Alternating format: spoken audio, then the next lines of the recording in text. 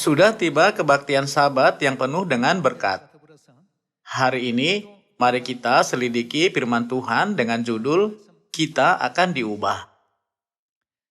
Menurut pengajaran dari Alkitab, ketika kita kembali ke kerajaan sorga, tubuh kita akan berubah menjadi tubuh rohani, tidak lagi tubuh jasmani seperti sekarang, dan kita akan hidup bersama dengan Tuhan untuk selama-lamanya.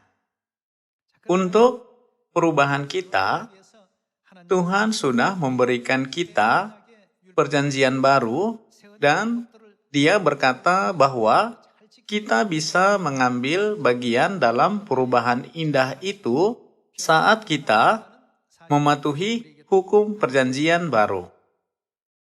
Ada yang berkata bahwa seorang manusia harus menyadari arti kasih supaya ia bisa berubah dengan benar. Kalau kita tidak mengetahui seberapa besar kasih Tuhan terhadap kita, kita tidak bisa menjalani kehidupan kita sebagai orang Kristen. Orang yang menyadari kasih Tuhan bisa giat memberitakan Injil. Orang yang mengetahui kasih Tuhan tidak ragu-ragu percaya kepada Kristus dan mengikutinya, bahkan dalam penindasan, kesulitan, dan penderitaan apapun. Orang-orang kudus dari gereja awal sudah menyaksikan peristiwa penyaliban Kristus. Mereka menyadari peristiwa itu dan semua penderitaannya terjadi untuk menghapuskan dosa kita. Mereka sudah menyadari cita kasih Tuhan, maka mereka tidak takut sedikit pun menjadi mangsa singa atau lilin manusia. Mereka tetap melanjutkan perjalanan iman mereka, bahkan dalam penindasan Roma. Kasihlah yang membuat mereka berubah menjadi yang punya iman dan hasrat yang begitu kuat. Mereka sudah menyadari cinta kasih Tuhan. Sekarang, biarkan saya menyampaikan sebuah cerita anak. Saudara-saudari, pernahkah mendengar cerita si cantik dan si buruk rupa? Ada seorang pangeran yang tampan, tapi dia sangat sombong. Dia sangat egois dan selalu mengutamakan diri sendiri, tidak peduli orang lain. Pada suatu hari, seorang pengunjung yang tak terduga datang ke istana tempat pangeran tinggal. Pangeran itu tidak memperhatikannya dan berkata, "Jangan pedulikan dia, usirlah orang itu." Seiring keluarnya perkataan raja itu, pengunjung itu menjatuhkan hukuman kepada pangeran itu, sehingga dia berubah menjadi buruk rupa. Semua hamba di istana juga kena kutukan. Lalu, mereka semua menjadi suatu barang seperti jam atau teko.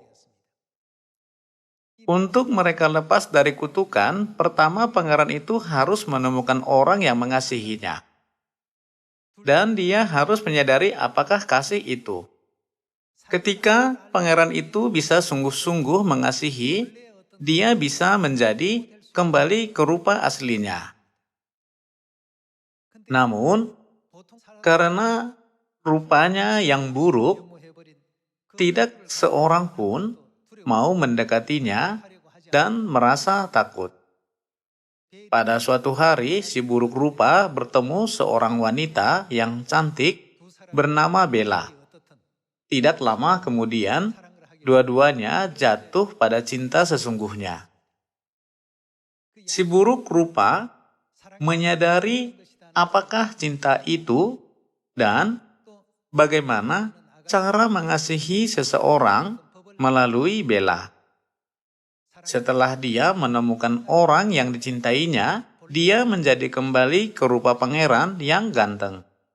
Demikianlah isi dongeng si cantik dan si buruk rupa. Meskipun cerita ini dari sebuah dongeng, kelihatannya cerita ini membantu kita mengerti firman-firman Alkitab bahwa kita yang memakai kerudung dosa yaitu tubuh akan diubah dalam sekejap dan kembali ke wujud dan penampilan asli kita. Itu sebabnya saya mengatakannya. Supaya ada perubahan yang indah dalam iman kita, kita harus menyadari kasih agung Bapa dan Ibu Surgawi. Jika kita menyadari kasih dan menemukan orang yang kita kasihi, kita pasti akan mencapai perubahan. Alkitab bernubuat bahwa kita akan kembali ke rupa asli kita, yaitu rupa malaikat saat kita masih di kerajaan sorga. Untuk perubahan ini terjadi, ada satu hal yang harus kita lakukan. Kita harus menuruti hukum dan perintah Tuhan dengan setia. Perintah-perintah Tuhan mengandung unsur rohani yang bisa mengubah kita. Orang-orang kudus dari gereja awal tidak mempunyai batin yang kuat dari mulanya.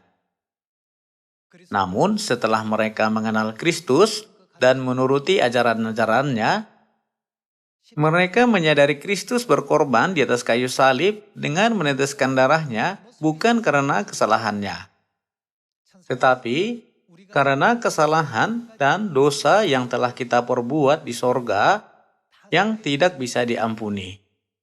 Untuk menghapuskan semua dosa kita, Dia disalibkan sebagai ganti kita dan dicambuk dan dihina. Karena mereka menyadari hal itu.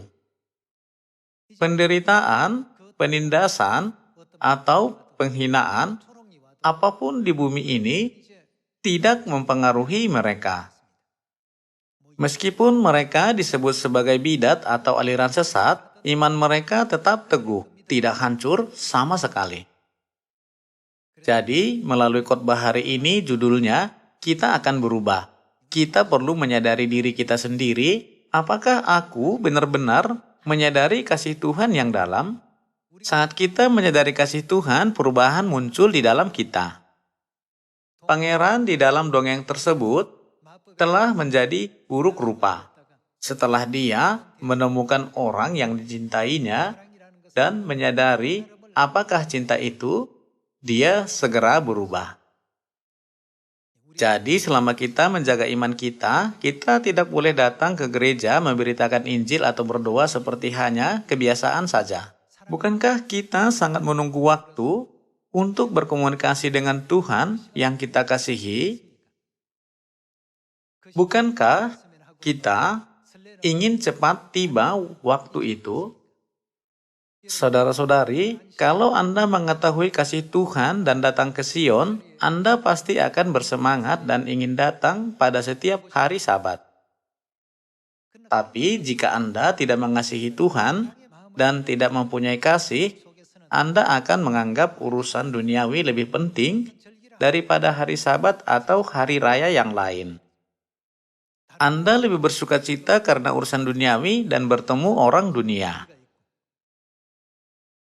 Kalau kasih kita terhadap Tuhan mendingin, kita menjadi seperti pangeran yang kena kutukan. Alkitab terus-menerus mengajari kita betapa besarnya kasih Tuhan terhadap kita. Kita tidak boleh menganggapnya hanya sebuah kalimat di dalam Alkitab.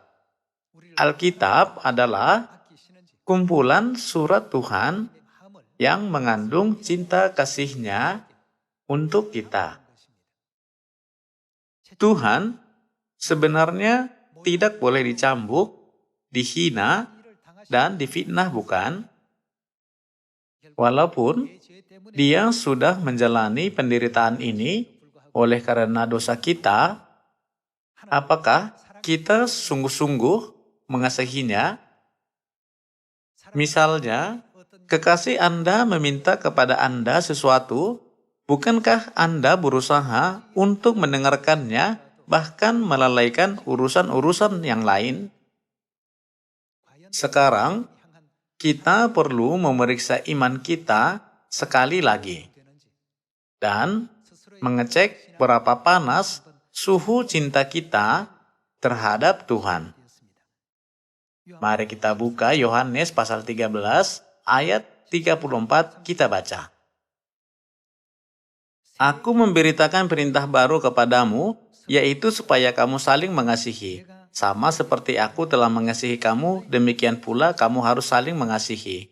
Dengan demikian, semua orang akan tahu bahwa kamu adalah murid-muridku, yaitu jikalau kamu saling mengasihi.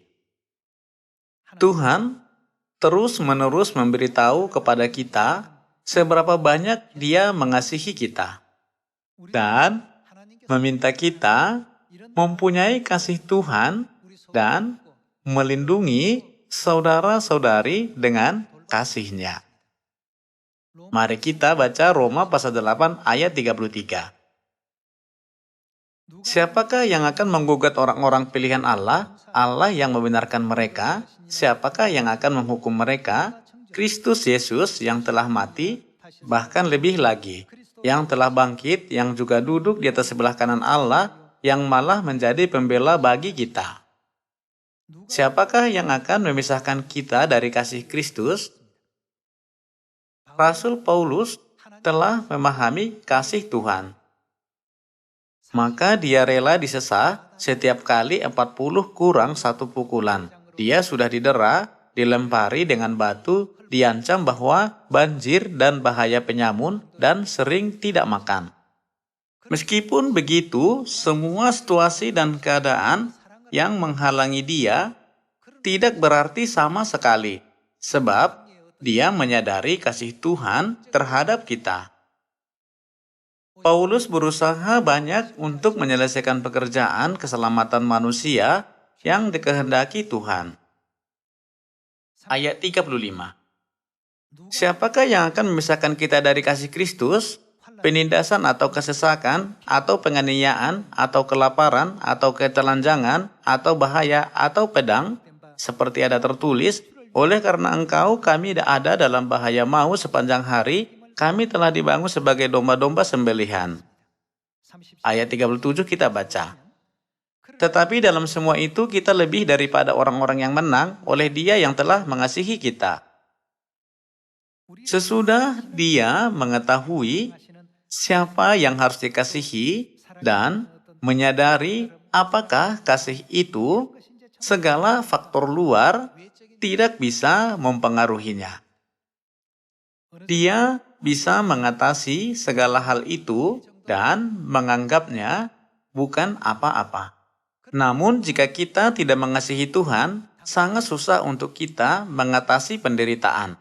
Kita pasti merasa sangat sakit.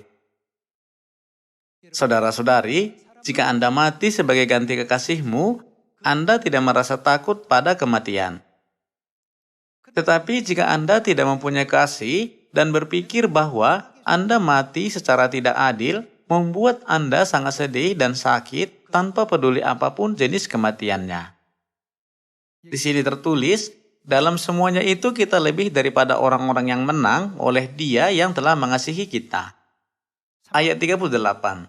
Sebab aku yakin bahwa baik maut maupun hidup, baik malaikat-malaikat maupun pemerintah-pemerintah, baik yang ada sekarang maupun yang akan datang, atau kuasa-kuasa, baik yang di atas maupun yang di bawah, ataupun sesuatu makhluk lain, tidak akan dapat memisahkan kita dari kasih Allah yang ada dalam Kristus Yesus, Tuhan kita. Roma pasal 8 menunjukkan bagaimana cara kita menjaga iman kita.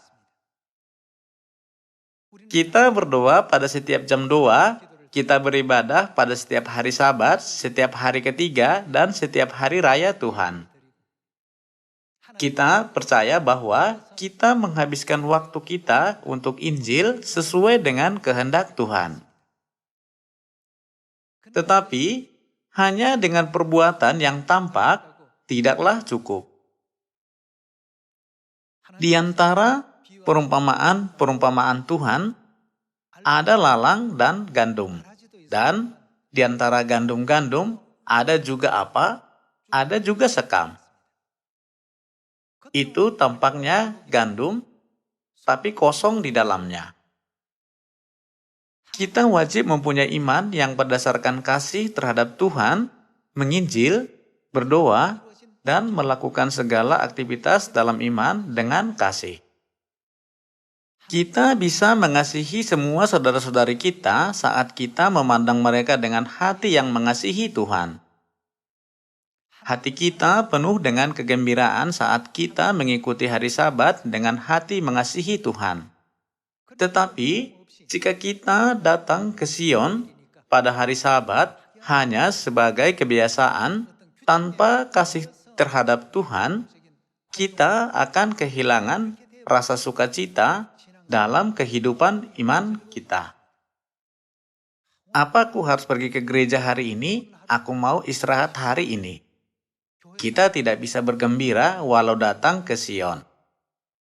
Tanpa kasih terhadap Tuhan, kita tidak bisa menjalani kehidupan iman yang menang sampai akhir.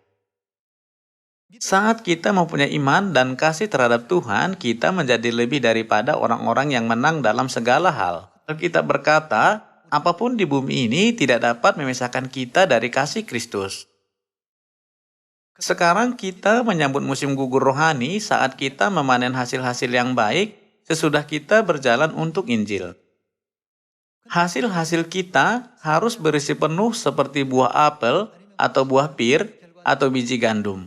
Kalau bentuknya buah tapi tidak ada isinya, itu menjadi masalah besar. Hasil seperti itu didatangkan saat kita bekerja untuk Injil tanpa memahami kasih Tuhan dan dengan tidak mengasihinya. Saat kita berdoa, kita bisa mengirim dan menerima pesan kasih bersama dengan Tuhan yang kita kasihi. Kita tidak boleh menganggap Tuhan hanya sebagai pemecah masalah saat kita menghadapi suatu masalah. Tentu saja Tuhan adalah pemecah masalah. Tetapi, kita harus mengingat kasih Tuhan yang tak terukur dan kesakitan dan penderitaan yang telah dialami Tuhan selama Dia memberitakan Injil dan berusaha untuk kita menerima kebenaran supaya kita bisa diampuni dan masuk ke dalam kerajaan sorga. Jika tidak, kita tidak mungkin berdiri teguh di dalam iman yang benar. Kalau kita tidak memahami kasih Tuhan, apakah kita bisa mengambil bagian dalam perubahan yang terjadi dalam sekejap pada waktu sangkakala terakhir berbunyi? Kita perlu memikirkan hal ini juga. Mari kita baca 1 Tesalonika pasal 4 ayat 14. Karena jikalau kita percaya bahwa Yesus telah mati dan telah bangkit, maka kita percaya juga bahwa mereka yang telah meninggal dalam Yesus akan dikumpulkan Allah bersama-sama dengan Dia. Ini kami katakan kepadamu dengan firman Tuhan. Kita yang hidup yang masih tinggal sampai kedatangan Tuhan sekali-kali tidak akan mendahului mereka yang telah meninggal. Sebab pada waktu diberi, yaitu pada waktu penghulu malaikat berseru dan sangkakala Allah berbunyi, maka Tuhan sendiri akan turun dari sorga dan mereka yang mati dalam Kristus akan lebih dahulu bangkit. Sesudah itu, kita yang hidup yang masih tinggal akan diangkat bersama-sama dengan mereka dalam awan menyongsong Tuhan di angkasa. Demikianlah kita akan selama-lamanya bersama-sama dengan Tuhan. Karena itu, hiburkanlah seorang yang akan lain dengan perkataan-perkataan ini. Pada hari yang mulia Tuhan sendiri akan turun dari sorga dengan suara penghulu malaikat dan bunyi sangkakala Tuhan. Kita akan diangkat dan menyongsong Tuhan di angkasa. Alkitab bernubuat bahwa kita akan mengambil bagian dalam kemuliaan itu. Di sini tertulis bahwa kita akan diangkat ke angkasa, dan di dalam 1 Korintus tertulis tentang ini bahwa kita akan diubah. Mari kita baca 1 Korintus pasal 15 ayat 50 kita baca. Pasal 15 ayat 50 kita baca. Saudara-saudara, inilah yang hendak kukatakan kepadamu, yaitu bahwa daging dan darah tidak mendapat bagian dalam kerajaan Allah, dan bahwa yang binasa tidak mendapat bagian dalam apa yang tidak binasa. Sesungguhnya aku menyatakan kepadamu suatu rahasia, kita tidak akan mati semuanya, tetapi kita semuanya akan diubah dalam sekejap mata pada waktu bunyi nafiri yang terakhir. Sebab nafiri akan berbunyi dan orang-orang mati akan dibangkitkan dalam keadaan yang tidak dapat binasa dan kita semua akan diubah. Tentang perubahan kita, ayat 53 kita baca. Karena yang dapat binasa ini harus mengenakan yang tidak dapat binasa, dan yang dapat mati tidak harus mengenakan yang tidak dapat mati. Dan sesudah yang dapat binasa ini mengenakan yang tidak dapat binasa, dan yang dapat mati ini mengenakan yang tidak dapat mati, maka akan genaplah firman Tuhan yang tertulis. Maut telah ditelan dalam kemenangan. Hai maut, di manakah kemenanganmu? Hai maut, di manakah sengatmu? Sengat maut ialah dosa dan kuasa dosa ialah hukum Taurat. Tetapi syukur kepada Allah yang telah memberikan kepada kita kemenangan oleh Yesus Kristus, Tuhan kita. Karena itu, saudara-saudaraku yang kekasih, berdirilah teguh, jangan goyah, dan giatlah selalu dalam pekerjaan Tuhan, sebab kamu tahu bahwa dalam persekutuan dengan Tuhan, jerih payahmu tidak sia-sia. Semua jerih payah kita di dalam Tuhan tidak sia-sia. Apa yang akan terjadi pada waktu sangkakala terakhir berbunyi, kita akan diubah dalam sekejap. Alkitab berkata bahwa tubuh kita yang binasa ini akan berubah menjadi tubuh yang tidak binasa. Maksudnya, kita menjadi kembali berupa aslinya. Ada berbagai macam hal yang bisa mengubah kita. Tetapi kasih adalah yang memandu kita berubah, kasih bisa dianggap memimpin perubahan. Mari kita lihat ajaran Tuhan di dalam Kolose pasal 3 ayat 5. Karena itu matikanlah dalam dirimu segala sesuatu yang duniawi, yaitu percabulan, kenajisan, hawa nafsu, nafsu jahat, dan juga keserakahan yang sama dengan penyembahan berhala. Semuanya itu mendatangkan murka Allah atas orang-orang durhaka. Dahulu kamu juga melakukan hal-hal itu ketika kamu hidup di dalamnya. Tetapi sekarang buanglah semuanya ini, yaitu marah, geram, kejahatan, fitnah, dan kata-kata kotor yang keluar dari mulutmu. Jangan lagi kamu saling mendustai, karena kamu telah menanggalkan manusia lama serta kelakuannya, dan telah mengenakan manusia baru yang terus-menerus diperbaharui untuk memperoleh pengetahuan yang benar menurut gambar kaliknya. Tertulis bahwa kita harus mematikan segala sesuatu yang duniawi dalam diri kita. Artinya, kita harus membuang segala batin yang salah dan pikiran duniawi yang berasal dari daging. Alkitab berkata, tanggalkanlah manusia lama serta kelakuannya dan kenakan manusia baru. Itu maksudnya kita harus menanggalkan buruk rupa sama seperti pangeran di dalam cerita tadi, dan berubah menjadi rupa aslinya, bukan? Mari kita berubah bersama. Mari kita baca Efesus pasal 4 ayat 19. Perasaan mereka telah tumpul sehingga mereka menyerahkan diri kepada hawa nafsu dan mengerjakan segala serakah, segala macam kecemaran. Tetapi kamu bukan demikian. Kamu telah belajar mengenal Kristus. Karena kamu telah mendengar tentang Dia dan menerima pengajaran di dalam Dia menurut kebenaran yang nyata dalam Yesus, yaitu bahwa kamu, berhubung dengan kehidupan kamu yang dahulu, harus menanggalkan manusia lama yang menemui kebinasaannya oleh nafsunya yang menyesatkan, supaya kamu dibaharui di dalam roh dan pikiranmu, dan mengenakan manusia baru yang telah diciptakan menurut kehendak Allah di dalam kebenaran dan kekudusan yang sesungguhnya. Kita harus menanggalkan manusia lama yang mengejar nafsu duniawi dan melakukan semua hukum surgawi yang telah diberikan Tuhan kepada kita supaya kita bisa menjadi kembali ke rupa malaikat. Demikianlah pesan yang diberikan Alkitab kepada kita. Untuk kita melakukan semua hal ini, hukum apakah yang sudah diberikan Tuhan kepada kita? Hukum perjanjian baru. Ketika Yesus mengadakan perjanjian baru, Dia memberikan roti dan anggur Paskah dan berkata, roti ini adalah dagingku dan anggur ini adalah darahku, bukan? Kita harus mengingat Tuhan menyelamatkan kita dengan memberikan daging dan darahnya kepada kita. Kita tidak boleh merayakan Paskah dengan berpikir, aku makan dan minum ini karena itu perintah Tuhan. Memang kita hanya bisa menemukan perintah waktu kita masih anak secara rohani, tetapi sekarang kita harus menemukan kasih agung Tuhan yang ada di dalam perintah itu. Injil ini pasti akan makmur.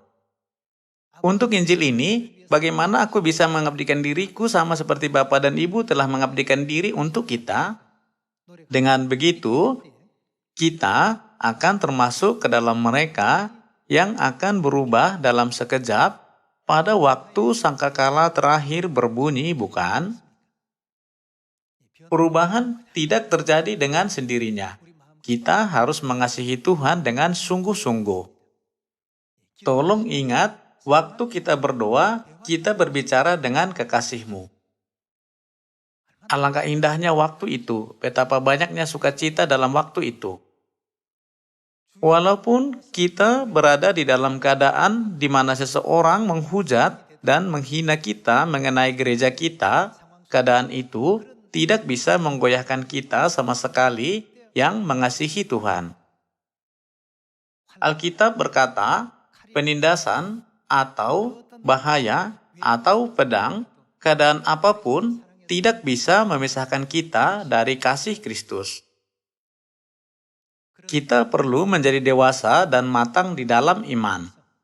Pada waktu kita akan berubah dalam sekejap, dengan hati mengasihi Tuhan, mari kita berkata, Bapa dan Ibu sudah sangat banyak mengasihi kita. Oleh karena kasih agung mereka, saya bisa berubah sekarang. Saya mengucap syukur dan memuji dan memuliakan Bapa dan Ibu karena mengubah saya, orang berdosa, menjadi orang benar. Pada hari Sabat ini, mari kita mengingatkan diri kita sendiri kasih Tuhan itu.